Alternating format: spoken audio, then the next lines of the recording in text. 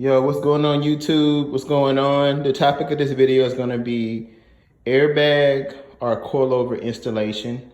Of course, every car has a different, system that they need to use, but I just want to kind of answer a few questions and some learnings that I had on, my own if you're trying to install coilovers or airbags. Generally, everything is going to have the same concept versus, the structure of the car. So as you can see, before I went the cheap route. I went the cheap route.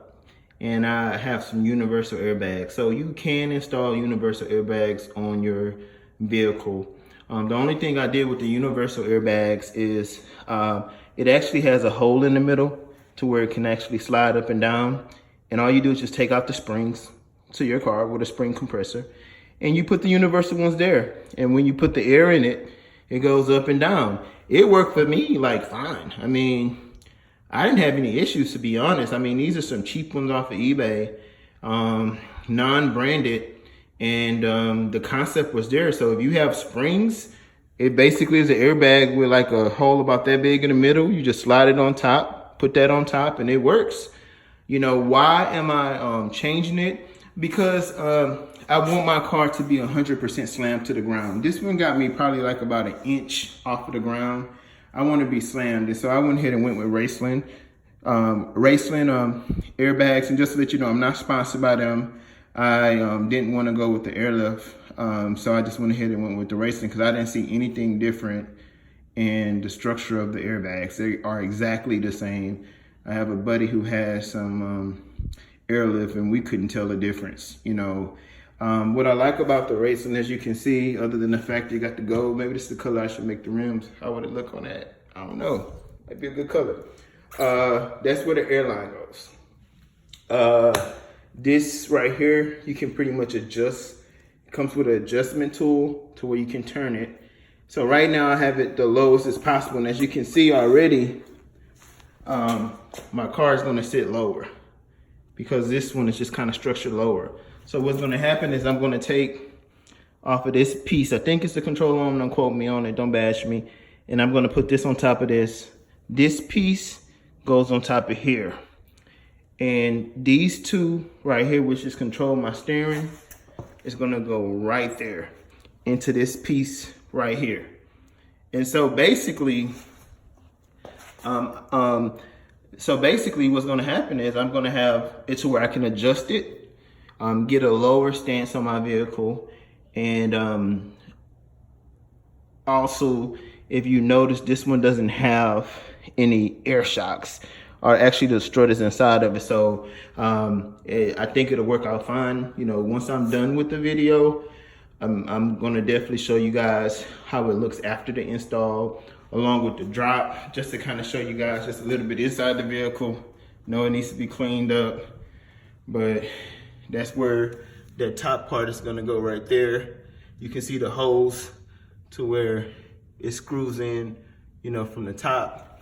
Or you can look right here and see these are just gonna be the parts of the car where it's gonna screw in at. So, also I wanted to recommend when you guys are installing your airbags to go ahead and use a braided line, the same braided line that they have on, it actually came with two braided lines, the braided lines that come on the actual air compressors, because when you're turning, it can rub here a little bit. So that's why I just cut this, because I'm gonna go ahead and screw into this, the braided line, just for the heat and different things. So, I won't potentially have any leaks in my car. And also, as you can see at the bottom, this piece is just gonna go into this piece.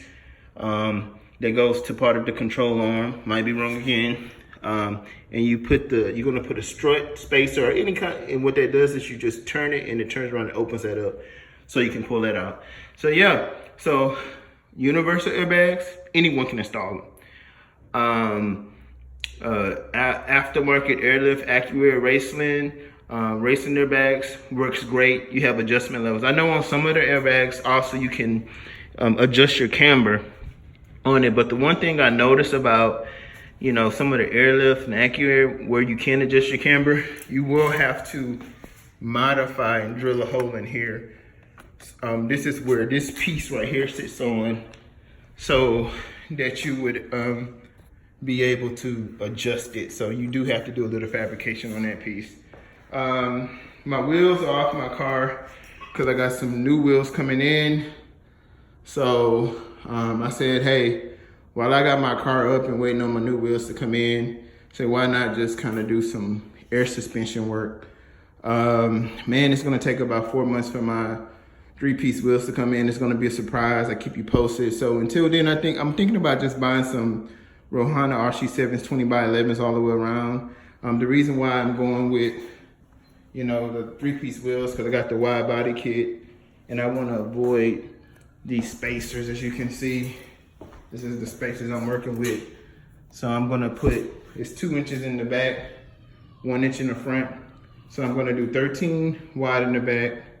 I'm gonna have a regular lip, about a 5-inch lip, and I'm gonna have 12 in the front with about a 4-inch lip. So I will be selling my Rohana RC7s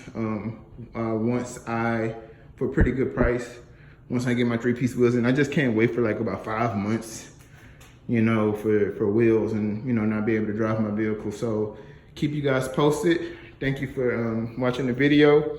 If you have any other questions, let me know. Wait, before I go, I want to kind of show you guys the braided line I was talking about. So this is my rear. As you can see right here, the red thing is my water methanol. The tank is in the trunk. This is the braided line I'm talking about. So this helps out tremendously. And this is how you can just, so the backs actually have struts that replace your factory struts that you put on there.